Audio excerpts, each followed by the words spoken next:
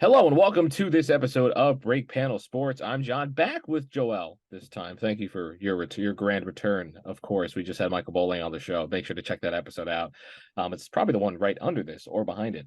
But we've got some stuff to talk about. We're going to go triple sports, sports here. We got three sports to talk The about. It's going to be trifecta fun. here. Trifecta, very arbitrary discussions because we're not really coverage. We just like talking about things and making it sound fun. Joel, Absolutely. how are we doing? I'm all right. Yeah. Yeah. Doing good. I mean, nothing has really changed much, in these past week or so. So it's been You know okay. who's not fine? What Joel, is? we're going to start hot. Major League Baseball is not fine. The MLB, What? Major League Baseball, What? America's pastime. Huh? Yeah. This World Series, the Diamondbacks against the Texas Rangers, Rangers Oh, winning 5. that. Oh, yeah. Yeah. Did you talk to your friends about it at all? It was going on. Yeah, it was going on. It was What's happening. today? It's Yeah. October. It was October. It was October baseball. It was November. I don't know what. Oh wait, it's over. Oh my goodness. Oh, wait. Who won? The Range? What? The parade. Did you know the parade was today? There was a parade? Yeah, they had a parade. Texas Rangers had a parade for the in Arlington World Series. Okay, I'm not even joking about that. I genuinely did not know the parade was today. Yeah, it was today. Yeah, it was today. It was actually. I So yeah, did if you not don't know get it was today. it was down. So the ratings for the World Series were down a lot. This is one of the lowest rated World Series in terms of just pure viewership in a while, and this comes after baseball made a lot of changes to their game. The bigger bases, you have, the pitch clock, all of that, right? The shifts, no more shift. And baseball, the ratings were up for the regular season ratings were up for baseball. Games were slower or games were quicker. The numbers looked good. And then we got to here. And we had a chance for the Astros and the Phillies to play. And then the Rangers and the Diamondbacks played. And the thing is, it's not like the Texas Rangers are a slouch organization, are a non-known baseball team. They're one of the most popular franchises in the sport in terms of just notoriety, in terms of recognizing the T logo. They're up there, right? I mean, the Diamondbacks are the Diamondbacks. They've won a World Series before, but again, it's Arizona. So, Joel, I know we don't usually talk about old ball and stick here on Break Panel Sports, but It's got to be a big deal for bringing up baseball. I'm just saying. I mean, well, it was the World Series, so I'm probably going to bring it up Yeah, anyway.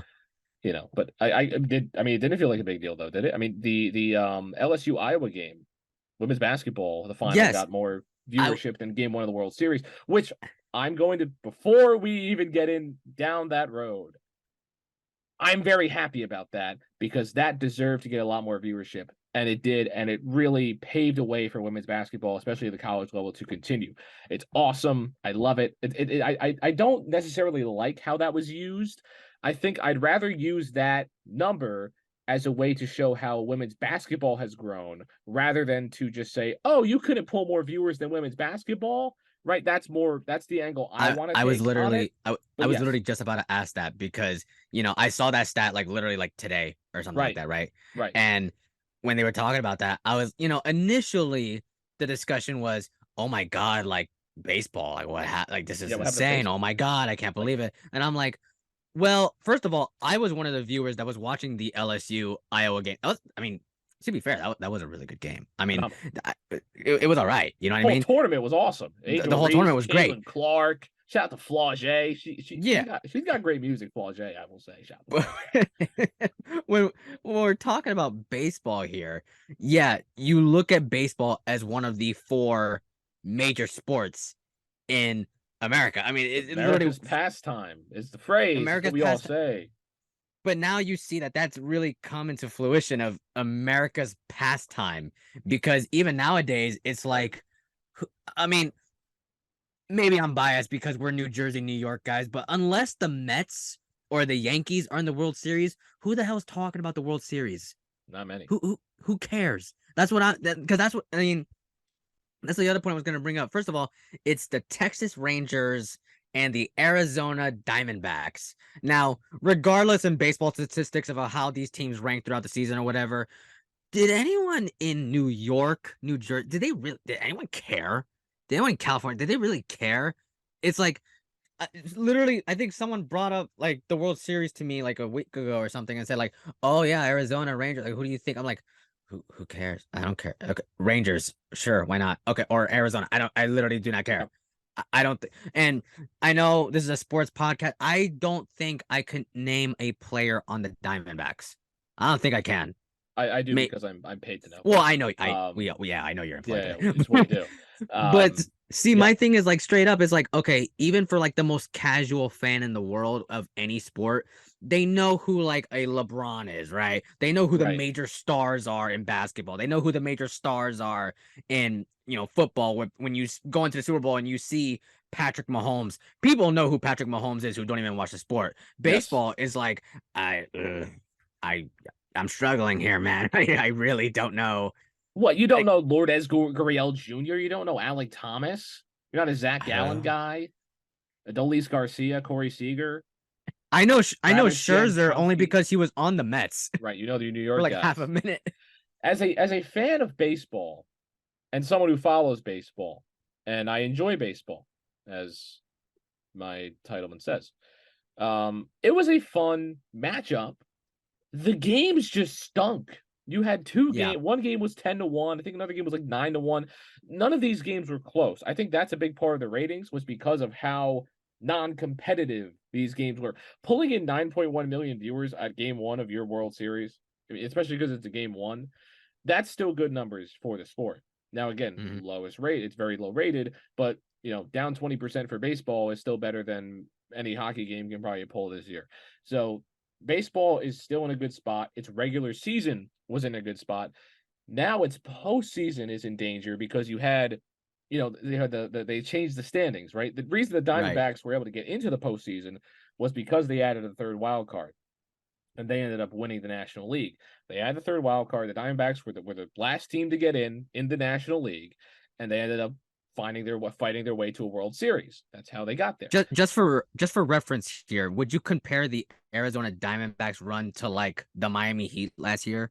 Basically, yeah, that's basically what it was. We Yeah, okay. basically just saw the same exact thing happen. The Texas Rangers pulled up, came to town. They had all these guys. I guess Corey Seager is Nikola Jokic. Sure, we can go with that narrative. Why not? He won World Series MVP, so we can go with that narrative. It was a very similar situation, and I mean the NBA saw ratings suffer, right? Because of Right. because of how poor quality the games were. So at the end of the day, I'm not going to sit here and say that this is baseball is done. Baseball is falling off. I think it's just you use the women's basketball one to show. I want to use that to show how good women's sports have Right. been, how that growth has been, and baseball has kind of just stayed stagnant, and now they're on the decline. We're gonna see if later on, because now baseball has kind of a not a controversy, but a difference of opinion with how their postseason should have been, and you have the top teams, they get a bye, and most of those teams lost because they want to blame, it's the flow of the game. We'll see. Baseball, interesting spot to be in. Not worried about it. I didn't really watch a lot of the games, mostly because I don't want to be 8 hours of baseball and then have to watch baseball right after watching baseball. But Right. it's just what we didn't do. But Joel, I think that's it.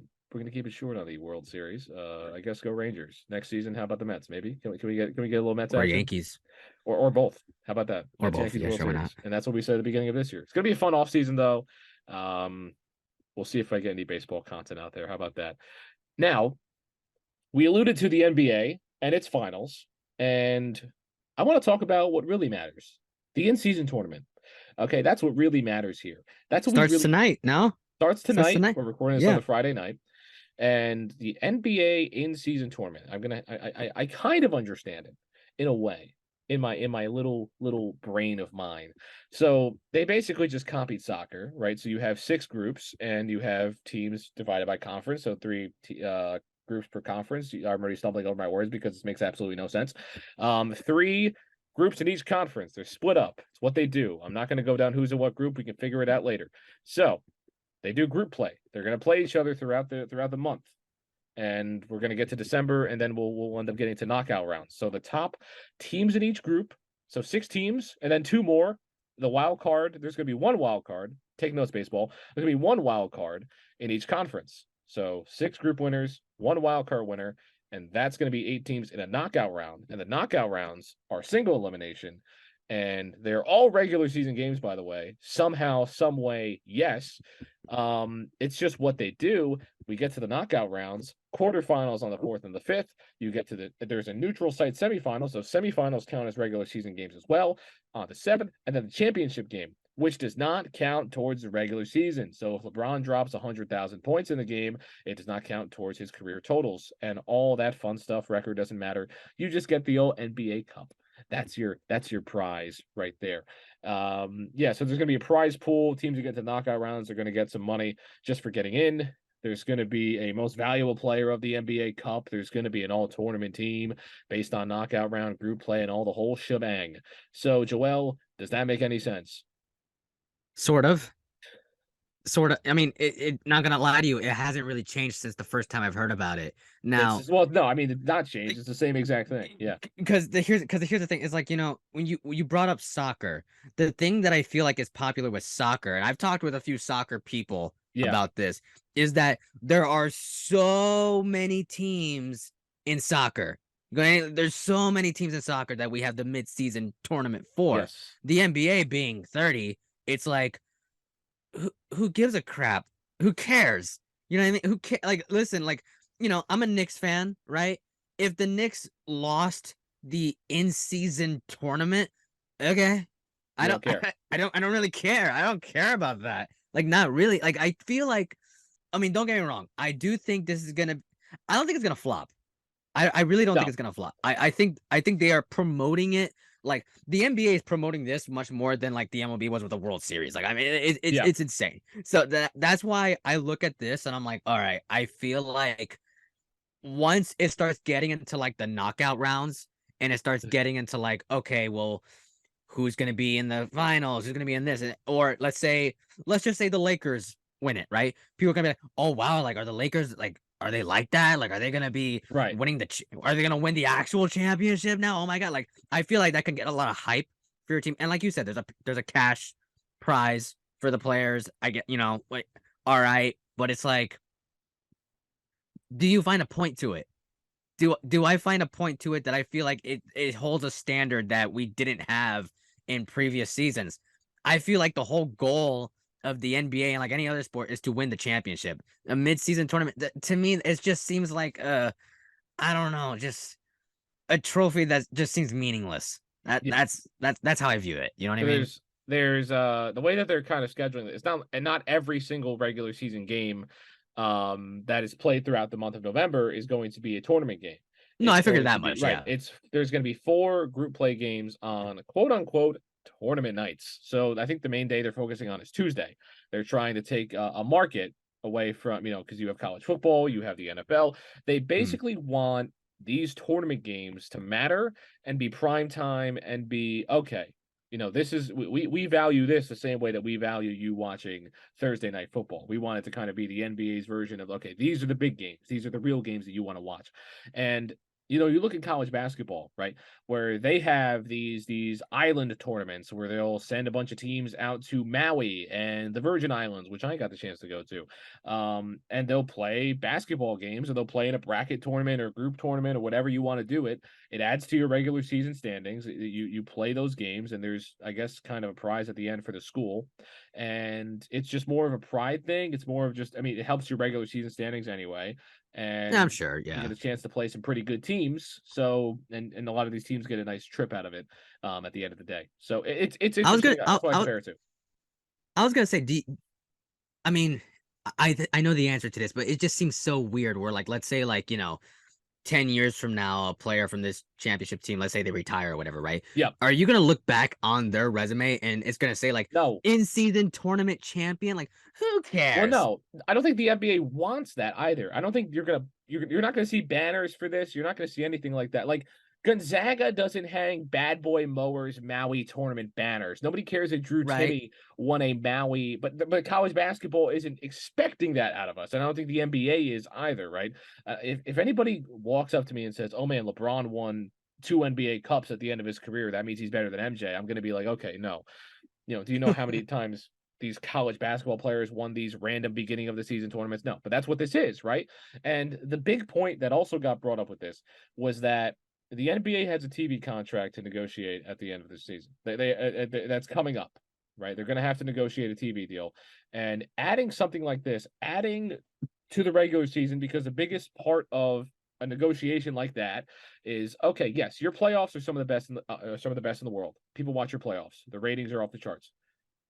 But the biggest question is, I have a guy like LeBron, whoever, Harden, whoever, that a lot of the time they say, I kind of just coast in the regular season until we get to the playoffs, and then that's when the games really matter. So the NBA had no choice but to find a way to make the games matter. They have to matter somehow, because the players, if they play their hearts out on a regular season and we're sitting down watching basketball on a Tuesday night rather than watching reruns of Pawn Stars and Game of Thrones potentially, right? We need to have a reason to watch the Nuggets play the Lakers. Two great shows. Phenomenal. Rather than just, we have to have a reason to watch the Nuggets play the Lakers rather than just saying, I'm just going to wait until the playoffs, because these kind of have some more merit to them and they're more, they're just built up more, rather than just, okay, the Nuggets are playing the Lakers tonight. You want to watch? Cool. If not, okay, I don't care. And that reflects on the players. Now it's up to the players to realize that, okay, if this goes well, my organization, my company has a better chance of negotiating a higher number in our TV deal. And what that means, if we entertain the masses more and we drive the ratings up because we're great players and people want to watch us now because we're trying in the regular season, that means that, okay, my next max contract is going to be worth that much more because I played my heart out in the in-season tournament that allowed the NBA to negotiate a bit more. That's where the players have to step up and help the game. That's where I feel like when you were talking about the fans, that I've seen a lot of people like that over the past recent years that, I'll ask them like, oh, what do you think about the Lakers this year? What do you think about this? What do you think? Whatever. And then and every single one is like, oh, I don't really even start watching the NBA until the playoffs come around. Right. And it's like, now it's like, there's something interesting in the midseason. It's like, oh, the midseason tournament. You're going to watch that? You're going to this? You're going to that?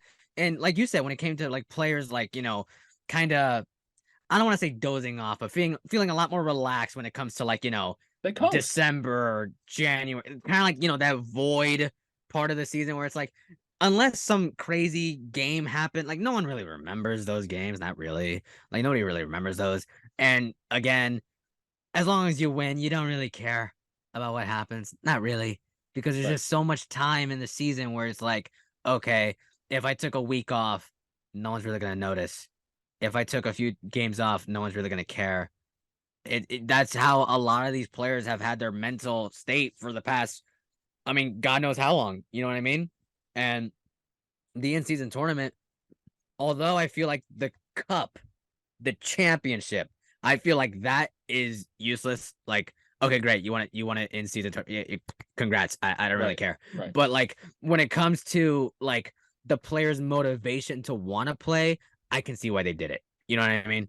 Like you said. I mean, it does make sense to have the games matter for the players. It's just, how are you going to make it matter for the fans? Where it's like, why should we care about this? You know what I'm saying? Right. But it means that we should get a better quality of basketball, right? When you make Villanova play Gonzaga in one of these tournaments, I know I keep going back to college basketball, but that's kind of, I mean, even Adam Silver was talking about it like that. That's what he's kind of comparing this to. You get Villanova play Gonzaga, and that game matters so much because it's at a neutral site. A lot of it, like playing at a neutral site. I mean, it matters so much more in college sports than it would on a professional, because that is another thing. Yeah, one game is one game no matter where you play in this situation. There's no AP poll or anything like that, but it's just, you got to find something. See, that's another, when we were talking about college sports, right? See, I'm someone who's like a casual when it comes to college sports. Like, I'm not into in depth when it comes to college football, but like, okay, we're in New Jersey, right? So like, I'll follow Rutgers every once in a while, right? I remember it was either last year or 2 years ago where Rutgers football has been terrible for a pretty good while. Yeah, I haven't seen a lot of college football, but this year they're solid. But like you said, they're solid. And I remember, like, I think it was last year or 2 years ago where Rutgers was like good enough to make a bowl. They to make a bowl game. And they played Wake Forest. So it was. I remember seeing this, and it was like, some people are like, oh, who cares? I mean, as if it's not the championship game, why should I care? It's like, do you understand how much money this school's gonna get for being in a bowl game? Do you understand how much, what anything's gonna happen? It's like this matters to these colleges, to these universities, because they don't get a lot of publicity like that. Not really. They don't get all that much recognition. That's why even for March Madness, for example, team players, they freak out when they just made the tournament. To find out, oh my God, I made the tournament. Oh my God, like everyone's freaking out, going nuts. And it's like, oh, they get blown out in the first round. Who cares? We were in March Madness. You understand how crazy that is? Right. It's like that matters to these teams, but like, does it matter to NBA teams? I don't think so. Not really. I don't think it does. I don't care if Big Bobby the billionaire gets another $600,000 because his team won the NBA Cup, right? It's like, oh, this small school, like Fairleigh Dickinson was such a great story. St. Peter's was St. Peter's, yeah. So, New Jersey on the up and up right now, but that changed the lives of these guys, right? The schools were completely different. The facilities are so much grander now. Fairleigh Dickinson got new locker rooms. They made a whole thing about it. But if Jason Tatum wins an NBA Cup, it's not going to change his career. It's not going to change the Celtics, right? So it's going to matter a little bit less. It's going to be interesting, but at the end of the day, I'm just glad to have a reason to talk about NBA regular season basketball because it can feel like a drag, right? At the end of the day, the NBA recognized something had to be different. They had to be different in one way, shape, or form. Okay? They had to. They had no choice. They had to change something, or else they were going to head on a path that, baseball was going down. The regular season stunk. Nobody watched it. Okay, let's make the bases bigger. Let's kill the shift. Let's make the games quicker, right? The NBA is not going to change the format of their game because the product is awesome. The product itself is awesome. It's about the care behind it. It's about having a reason to watch, a reason for these players to play. And this is their way of doing it. We'll see if it works out, but it's going to be interesting, Joel. Do you have anything else to add about the NBA in-season cup tournament, whatever you want to call it? I hope it's I hope it's entertaining. Let's put it like that. I hope it's entertaining. And I hope the players care. They should. I mean, they should care that because at the end of the day, the NBA is just trying to get another big media sponsor to attach themselves to the NBA tournament, in-season tournament. We'll see if it works out. Now, to complete our trifecta, to complete our little sports love triangle we have going on right here, we are going to talk about the big man, the big guy. Now, once you get to just past the mid-season of the NFL season, there is a lot of discussion about not who's going to be the best, not who's going to be, who's getting the number one seed. We talk about it, but we don't really care that much. What do we care about, Joel, as Colts and Giants fans and fans of teams that don't really play that well? We care about the number one pick in the draft, man. Exactly. That's what we care about. We care about the number one pick right now. And right now, it's our buddies, our good old friends. The Arizona Cardinals are in line for the number one pick, as we all expected, although they've been playing very well. You've got the Carolina Panthers, the Chicago Bears, even the Bucks, maybe, New England, Denver, the Raiders. Hey, maybe even, that's kind of it. The Giants, maybe. Who knows? Who knows? One of these teams, and I'm not really going to sit here and say who's going to suck the most, right? But Caleb Williams, usually you don't. I mean, yes, you do, and yes, you don't. There are some years where you have, last year, like Trayvon Walker, nobody was saying, oh my God, we got a tank for Trayvon, but, or 2 years ago, whatever. But, sometimes there's players that come around and you think, oh my goodness, I am willing to throw away an entire NFL season just to get this guy on my team. And yes, USC has lost a few games in a row now. Yes, Caleb Williams has looked like crap. They haven't looked good. USC has not looked good at all.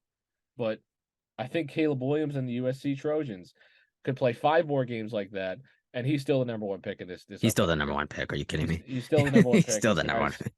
Probably the best quarterback prospect since Andrew Luck. In terms of just what he can do, in terms of what people think he can do, in terms of what I think about him, because I am a biased. He used to play for Oklahoma, and I don't harbor any ill will towards Caleb Williams because he played in that bowl game against Oregon.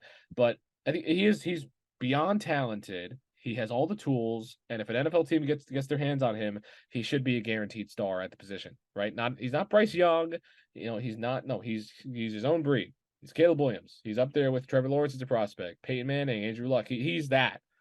It's this generation's version of that. Yes, they don't look good right now, but Caleb Williams, despite what you want to say about him, despite all the fingernail pain that you want to criticize, he's still the best quarterback that we've seen in the past decade plus. So, Joel, Caleb Williams is a prospect, right? You would agree. I mean, yes. Obviously, you would agree that he's one of the best we've ever seen he's in our be, lifetimes. Yeah. who do you want him to get? Where would you want him besides the New York Giants? Because I Okay, can't I yeah, can't I yeah, can't I can't do that to you. obviously. But I mean, out of Um, the teams that have a chance, right? I'm not. Oh, let's put him on the Chiefs and get Mahomes out of there. Let's put him on the Seahawks. Not happening. So I mean, where would we want him to go? so you got to think about the situation, right? You got to think about the team. You got to think about the location. You got to think about the coach. You got to think about the roster around these guys. Because okay, first of all, I you've seen the rumors of Caleb Williams, like, oh, if the situation's not right, he's gonna shut up. He's staying. Or You he's not are staying. He's coming out. you gotta go to the NFL if you are getting the chance to be the #1 overall pick. It's gonna be the same situation next year. Okay. Right. If you don't want to go to Arizona or whatever, I guarantee you a team that's going to be just as bad, if not worse than them, is going to get the #1 pick next year. And you're going to be begging and wishing, why didn't I go to Arizona or whoever ends up with the first overall pick, right? So when we look at Caleb Williams and where he could potentially go, where he could potentially, find the right system, I guess you could say, it's it's got to come down to which teams have the solid resume, the solid background, the solid head coach, a team that is not going to be screwed up. You know what I mean? When it comes to like their future. I hate to say it. New England should be tanking for this man like crazy. Yes.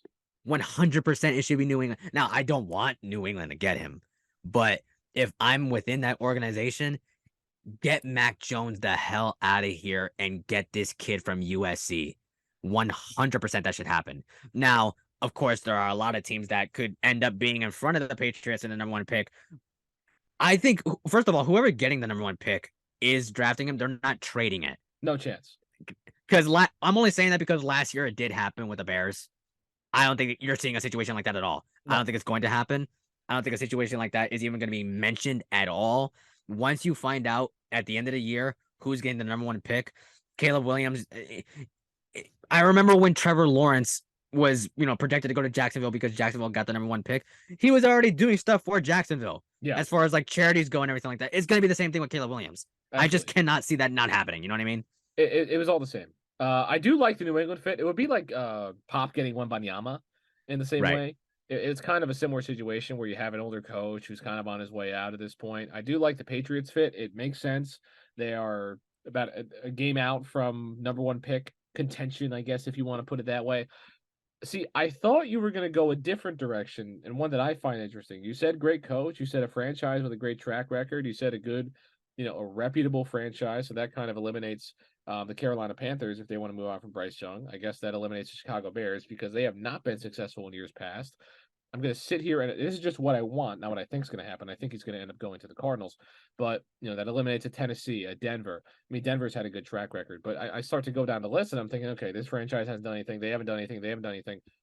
I look at a team up north that has had its fair share of quarterback troubles, and they've had a quarterback that's been all right. But if you got a chance to get this prospect, to get this guy, there's only a few teams that wouldn't take him. And I feel like we might be thinking of the same team here. The Green Bay Packers might want to make some consideration. I was thinking about the exact same team. Do you want to give Caleb Williams, Matt LaFleur, that offense and what they're building up there in Wisconsin?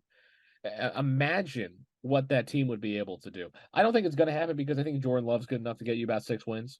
But if things continue to go haywire and, you see the Cardinals haven't played bad, I don't know if my only thing about trading the pick, right, is there might be a few teams that would at least give it a consideration, might take some phone calls, right? Carolina, they gave up so much to get Bryce Young, and do they want to just completely back out of it and get Caleb Williams? Maybe they're thinking, oh my goodness, this guy's not that great. They traded their pick. Right, they traded their pick. So they traded their pick, right? So doesn't it's Chicago has it. So Chicago has it. So maybe Bear has Chicago 2 picks, yeah. But I think it's a similar situation up there in Chicago as well with Justin. No, yeah, you're right. I did forget about that. Yeah, that was a really bad move by Carolina. We're gonna be talking about that for years. Imagine if Carolina loses out on Caleb Williams because they want to go get Bryce Young, and they gave up DJ Moore in the process. And they gave up DJ Moore. That's gonna be a move that we talk about for a long time. They gave up some more too. Some more. They gave up more picks. They gave up a lot, and they missed out on Caleb Williams, that would be art. That would be art. I will say though, respect, because you found your guy, you liked him a lot.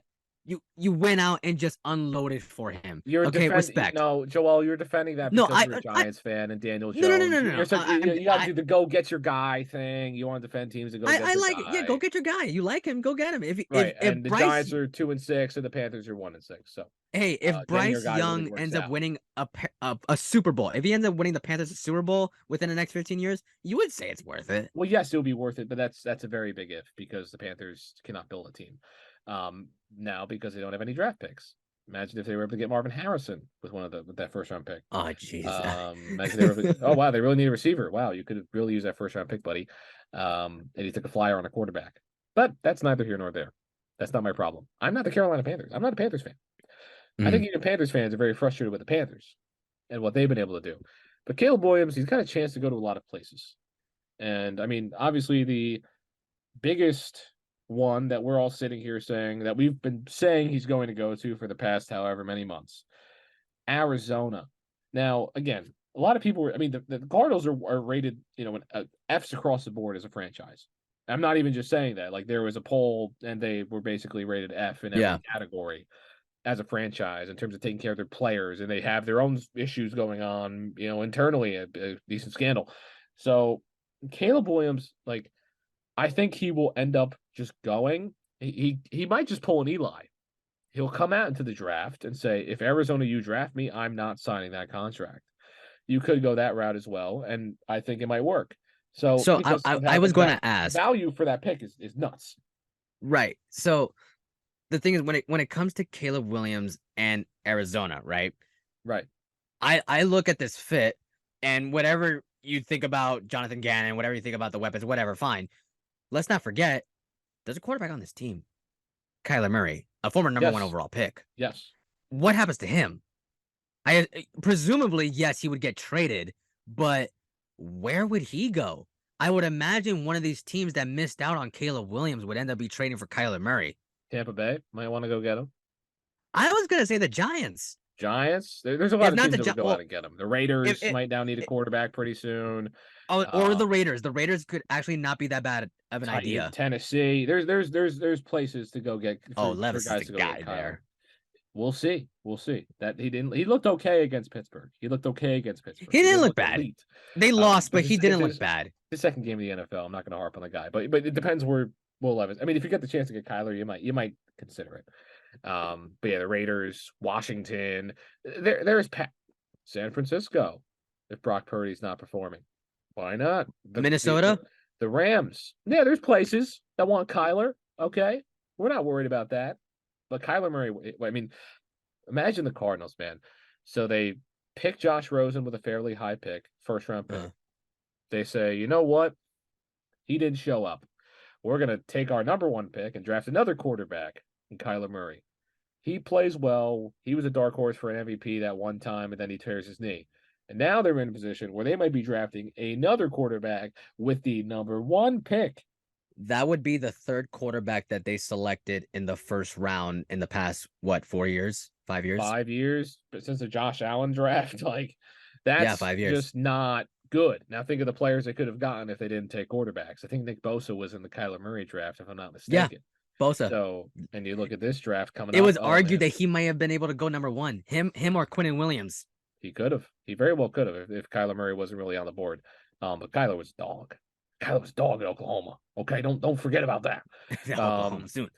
Yeah, come on, don't sleep on the Sooners. Okay, but Caleb Williams, probably a Cardinal, but we'll see what he does. I think the Cardinals, the Arizona Cardinals, if they get number 1 pick, I think they should trade the pick because I don't think Caleb's going to want to play there, and you're going to have a whole bunch of issues. You don't have a roster to build a quarterback right now.